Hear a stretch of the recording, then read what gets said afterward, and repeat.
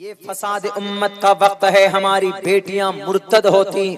जैसे हजरत काजी साहब ने बयान किया, भी कुछ दिनों पहले की बात है कि 17 बच्चियां सीमांचल, अपने इलाके में, आपका भी ये इलाका सीमांचल में आता है, 17 बच्चियां मुर्तद होते होते बची, मुर्तद हो गई थी। अपने ईमान का सौदा कर लिया था उन्होंने, बेच दिया था अपने ईमान को अगयार के हाथों, पैसों के हाथों। अल्लाह तबारक व तआला के अकीदे का सौदा किया।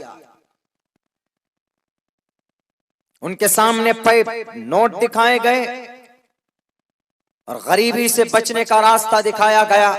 याद रखो हमारी समाज के माँ और बहनों, अगर पैसों की वजह से तुम अपने ईमान को बेचती हो तो ईमान एक मर्तबा आ जाए। ईमान एक ऐसी चीज नहीं है कि तुम कहीं से खरीद लोगे। आज मोमिन बन गए, कल हमने अपने ईमान का सौदा कर लिया, फिर 10 दिन के बाद फिर हमने ईमान को खरीद लिया, फिर 15 दिन मोमिन रहे, उसके बाद फिर अपने से निकाल दिया। ये एक सिर्फ अल्लाह तबारक व तआला के तरफ से फजल है कि आप मोमिन हैं। अल्लाह ने आपको ईमान दिया है और अल्लाह तबारक व तआला जिसको चाहता है ईमान देता है और जिसको चाहता है ईमान नहीं देता। कोई माए का लाल ईमान कोई मोमिन नहीं बन सकता अपने ताकत के बलबूते पर। कोई ईमान को नहीं खरीद सकता। दुनिया के अंदर बड़ा ही कितनों ही पैसों का मालिक हो, उद्योगपति हो, पावर का मालिक हो, पीएम हो कि सीएम हो, यूनाइटेड स्टेट ऑफ अमेरिका का प्रेसिडेंट हो, यूनाइटेड नेशन का चेयरमैन हो, यूएई का कोई अगर कोई दौलतमंद है, लेकिन ईमान को नहीं खरीद सकता। ये तो अल्लाह की तरफ से एक फजल है, एक एहसान है कि अल्लाह आपको ईमान मोमिन बनाता है। फमन शाअ फलयुमिन वमन शाअ फलयकफुर। और सुनो, इन्नका ला तहदी मन अहबब्त वलाकिन्नल्लाह यहदी मन यशा। ईमान आप ले नहीं सकते, आप खरीद नहीं सकते ईमान को। चंद पैसों में अपने अपने ईमान को बेच दिया। क्यों?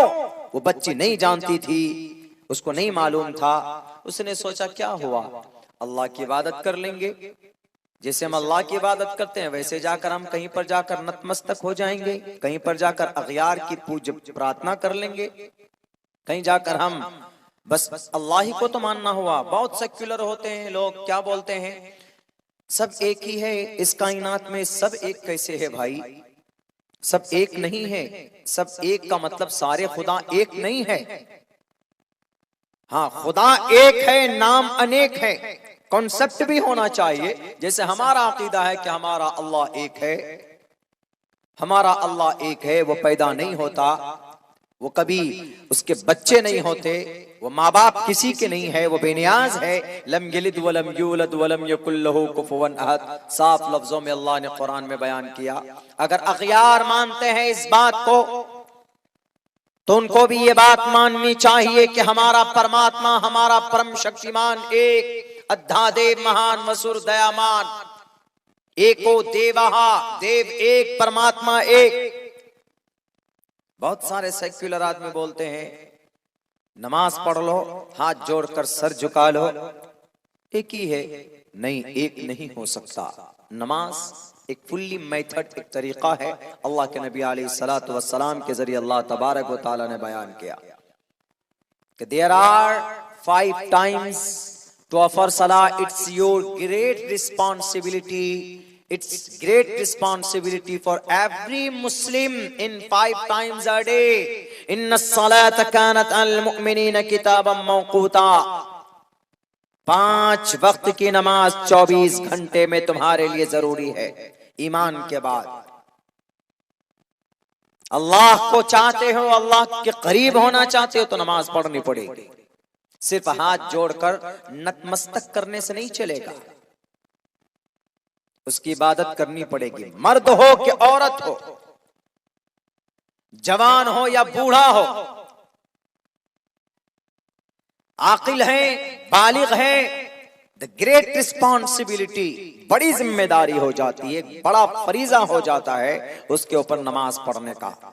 और ईमान कोई छोटी मोटी दौलत नहीं है मेरे मुस्लिम भाइयों। इस कायनात में ईमान वाला जब तक रहेगा, रब्बे जुल जलाल सूरज के अंदर रोशनी देता रहेगा। ईमान खत, दुनिया खत। बहुत लोग बोलते हैं कि ईमान वालों को मिटा दिया जाए दुनिया से। हम तो चैलेंज करते हैं कि अगर दुनिया खत्म करना है तो खत्म कर दो मोमिन को।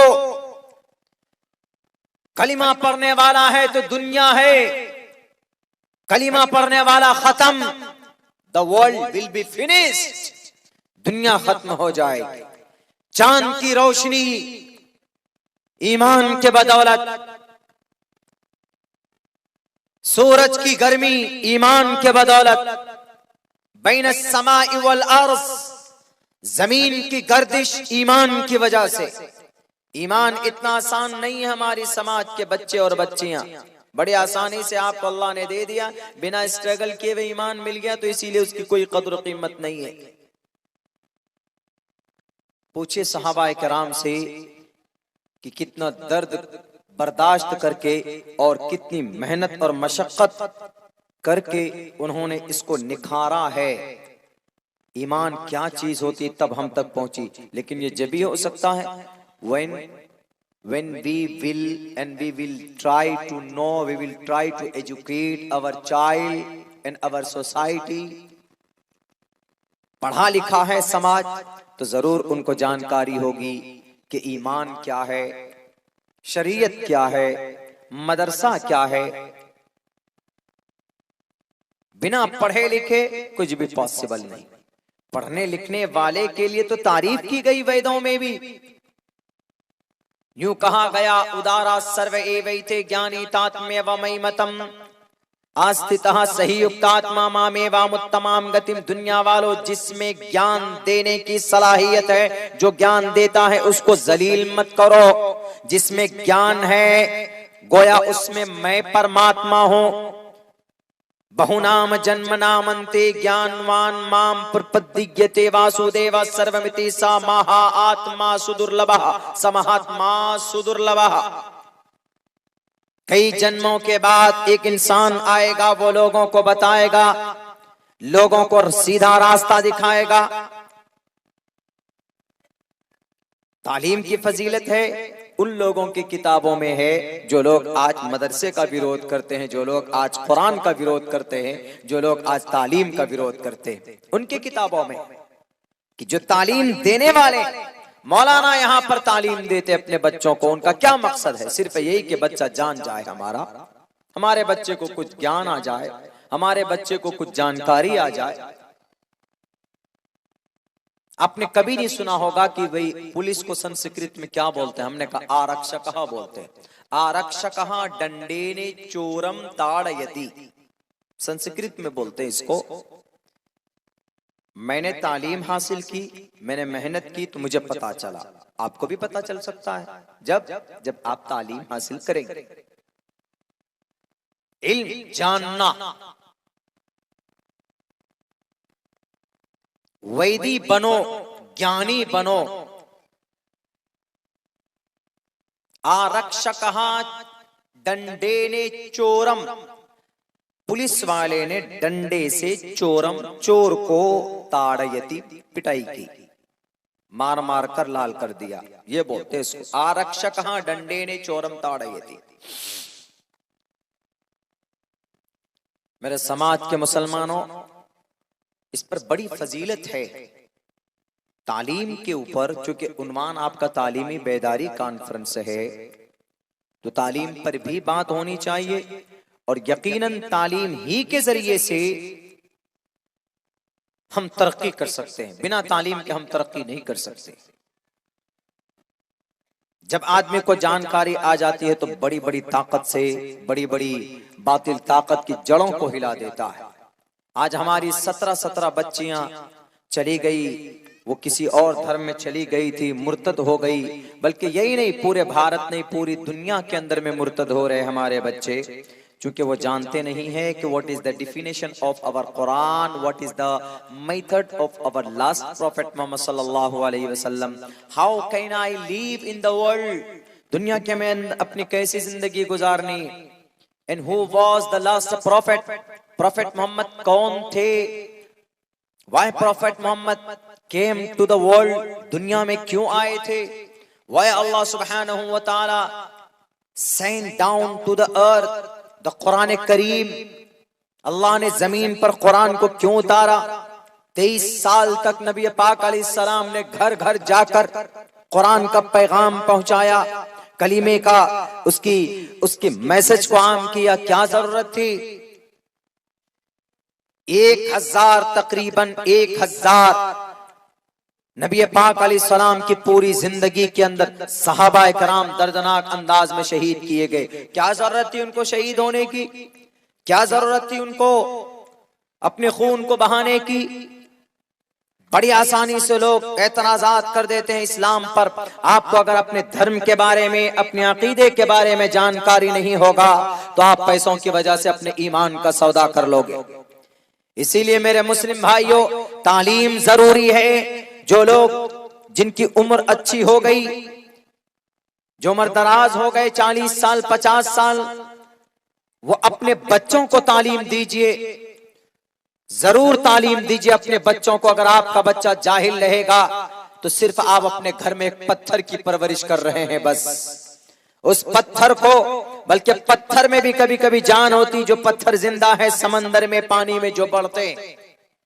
ये इब्ने हैसम की खोज है, उसकी तहकीक है कि पत्थर पैदा कैसे होता है, हड्डी से कस से कैसे पत्थर पैदा होता है और उसमें जान होती है। वो पत्थर फिर बढ़ता है एक जगह से दूसरी जगह, पत्थर स्टोन मूव करता है, चलता है। ये तहकीक पेश की। अगर आपने अपने बच्चे को तालीम नहीं दी तो आपका बच्चा आगे चलकर अपने ईमान से हाथ धो बैठेगा। अल्लाह के नबी अलैहिस्सलाम यूं फरमाए कि मोमिन के अंदर अगर ईमान है, अन इबादत इब्न सामित रज़ियल्लाहु अन्हु क़ाल समिअतु रसूलुल्लाह सल्लल्लाहु अलैहि वसल्लम, हजरत उबादा इब्न सामित रज़ियल्लाहु ताला अन्हु फरमाते हैं कि मैंने खुद ने अल्लाह के नबी को यह कहते हुए सुना, मन शहीदा अल्लाह इलाहा इल्लल्लाह, जो ईमान की गवाही दे, जो अल्लाह के एक होने की गवाही दे, हर्रमल्लाहु अलैहि नार, उस शख्स के ऊपर कभी भी जहन्नम की आग, उस शख्स के ऊपर जहन्नम की आग हराम। यानी जो मोमिन है, जिसके अंदर ईमान है, उस पे कभी भी जहन्नम की आग नहीं, वो जरूर जन्नत जाए। मन क़ाल ला इलाहा इल्लल्लाह दखलल जन्नह, मुस्लिम की दूसरी रिवायत है, उसमें अल्लाह के नबी फरमाते हैं कि जो इंसान दिल से कह ले कि मैं अल्लाह को एक मानता हूं, वो जन्नत जरूर जाएगा। मन क़ाल ला इलाहा इल्लल्लाह दखलल जन्नह, वो जन्नत जाएगा। और जिसका ईमान मजबूत हो, फिर वो कभी भी किसी से डरता नहीं है, किसी से नहीं डरता। तारीख गवाह उठा करके देख लीजिए आप। आपको याद होना चाहिए, हमारी माँ और बहनों, आप भी यहीं बैठे हैं, एक औरत का वाकया आपको सुनाता हूं। इस धरती के ऊपर एक बहुत बड़ा जालिम गुजरा है, बहुत बड़ा, खुदा का दावा करने वाला। उसका नाम क्या था? उसका नाम फिरौन था। इतनी बड़ी ताकत का मालिक कि शैतान उसके दरबार में गुलामी करते थे। शैतान उसका एडवाइजर था, शैतान उसका मुशीर खास था, हर मामले में शैतान से मशवरा किया करता था। उसकी बीवी का नाम आसिया, हजरत आसिया। आसिया बड़ी मोमिना और नेक औरत थी, बहुत ही दीनदार औरत थी। वो कब? जब उन्होंने हजरत मूसा अलैहिस्सलातु वस्सलाम की शरीयत को जाना, जब समझा। एक खादिमा थी, वो बताया करती थी, तो हजरत मूसा अलैहिस्सलाम के अल्लाह पर ईमान लाई, ये कहकर पहले कि मैं मूसा के अल्लाह पर ईमान लाती हूँ, मैं मूसा के दीन पर ईमान लाती हूँ, मैं मूसा की शरीयत को मानती हूँ। बहुत खूबसूरत, हसीन व जमील, और एक फिरौन का, एक जालिम बादशाह का, वो जालिम बादशाह वो फिरौन जो बच्चों को, लड़कों को ज़िबा कर देता था, बच्चियों को छोड़ देता था, सिर्फ इसलिए कि उसको किसी मजूसी ने यूं कहा था, किसी जादूगर ने यूं कहा था कि तुम्हारे साम्राज्य में एक लड़का ऐसा पैदा होगा कि जो तुम्हारे साम्राज्य के का खात्मे का सबब बनेगा। तो तब से वो ढूंढ ढूंढ कर घरों से बच्चों को पकड़ता, मर्द को पकड़ता, उसको ज़िबा कर देता। वही वयुज़ब्बिहून अब्नाअकुम वयस्तहयून निसाअकुम, औरतों को छोड़ देता था कि नहीं, हमें औरतों को कत्ल नहीं करना, इससे हमको कोई सरोकार नहीं। अलबत्ता मर्दों को कत्ल करता, बच्चों को कत्ल करता। उस वक्त किसी की हिम्मत नहीं थी कि वो फिरौन के सामने खड़े होकर दो टोक लफ्जों में उससे बात कर सके। लेकिन अगर किसी ने उनकी आंखों में आंखें डालकर बात की है तो वो एक मोमिना औरत थी, वो उसकी बीवी थी, आसिया थी। आसिया ने कहा कि फिरौन, जब पता चला आसिया के बारे में फिरौन को कि उसके घर में उसकी बीवी खुद मोमिना है और वो फिरौन को खुदा नहीं मानती, तो एक रोज बुला करके कहता है कि आसिया, तू मुझे खुदा मानती है कि नहीं मानती? मैं हूं इस धरती का सबसे बड़ा रब, मुझे खुदा मानो। तो आसिया ने कहा कि मैं तुझे खुदा नहीं मान सकती, मैं खुदा उसको मानती हूँ जिस खुदा ने तुझे ये पूरी की पूरी साम्राज्य और ये पूरी सल्तनत दी। तुम्हारे लिए भी बेहतर होगा तुम उसी एक खुदा को मानो और उस खुदा का फरस्तादा पैगंबर और रसूल मूसा अलैहिस्सलाम हैं, उनके मेथड के मुताबिक अपनी जिंदगी गुजारोगे तो इस धरती पर भी तुम कामयाब होगे और मरने के बाद भी कामयाबी तुम्हारी कदम चूमेगी। तो किसी हद तक उनकी तबलीग की वजह से, आसिया के कहने की वजह से फिरौन के दिल में एक शौक पैदा हुआ कि नहीं, मुझे ईमान कबूल करना चाहिए। तो उसने कहा कि मुझे थोड़ी मोहलत चाहिए, अपनी बीवी से कहता है कि मुझे थोड़ी मोहलत दो, मैं फिर ईमान कबूल करता। फिरौन जालिम, वो मशवरा किससे करता है? रात को बुलाया इब्लीस को। इसीलिए कहते हैं ना कि आदमी को मशवरा अच्छे इंसान से करना चाहिए, गलत इंसान से नहीं। जब गलत इंसान से मशवरा करेंगे तो वो गलत मशवरा आपको देगा। कोई भी मैटर हो, मशवरा कीजिए। To meet with each other, get together, आप एक दूसरे से बैठकर डिस्कस करें। It's a good thing, it is a command of Allah. वशाविरहुम फिल अम्र फइज़ा अज़म्त फतवक्कल अलल्लाह। जब मशवरा हो जाए यकीन के साथ करो, मुस्तैदी के साथ करो, इस्तिकामत के साथ जमकर, अल्लाह जरूर उसको कामयाब करेगा। तो शैतान को बुलाकर कहता है कि I want to convert my religion into the Islam and what's your thought, क्या सोचते हो तुम, तुम्हारी क्या राय है, please tell me. I want to convert my religion into the Islam, मैं इस्लाम को कबूल करना चाहता हूं, मुसलमान बनना चाहता हूं। मेरी बीवी ने मुझसे कहा, my wife told me Musa अलैहिस्सलाम्स God, we will believe in there is nothing, there is no lord but one lord, I believe, I will believe। तो उन्होंने कहा कि कैसे हो सकता है? शैतान कहता है कि अरे आपसे बड़ा खुदा कौन, आपसे बड़ा अल्लाह कौन है? आप जो चाहते हैं वो करते हैं, आप जिधर हाथ उठा दें उधर मौत आ जाती, आप जिसको चाहें उसको जिंदा रख दें, आप जो चाहें। यूं कहा गया कि वो कई सौ साल तक तो उसके सर में कभी दर्द नहीं हुआ था, इतना हट्टा गट्टा। यही वो फिरौन की बॉडी है, लाश है, जिसको अल्लाह तबारक व तआला ने गोश्त समेत, बाल भी है उसके बॉडी में आज भी। फल्यौम नुनज्जीका बिबदनिका लितकून लिमन खल्फका आया। इसी फिरौन की बॉडी से अमेरिकन साइंटिस्ट ने एक चीज हासिल की कि बॉडी को केमिकल के जरिए से सालों साल रख सकते हैं। क्यों? क्योंकि जब बिना केमिकल के, जब वो उस दरिया में अल्लाह ने फिरौन को गर्क किया था, तो वहां पर उस समंदर में, हर दरिया में जाएंगे आप, हर समंदर में जहां पर भी जाएंगे तो खारा पानी होता है, नमकीन। तो जब वो डूबा था, वहां मरा था, तो उसकी बॉडी के अंदर नमकीन पानी आ गए थे। तो उसी नमक वाली पानी का असर है कि आज तक फिरौन की बॉडी और उसकी खाल सूख कर, गोश्त सूख कर उसकी हड्डी से ऐसे चिपकी हुई है, यहां तक के बाल यूं जो कत्तू है, सफेद नहीं हुआ।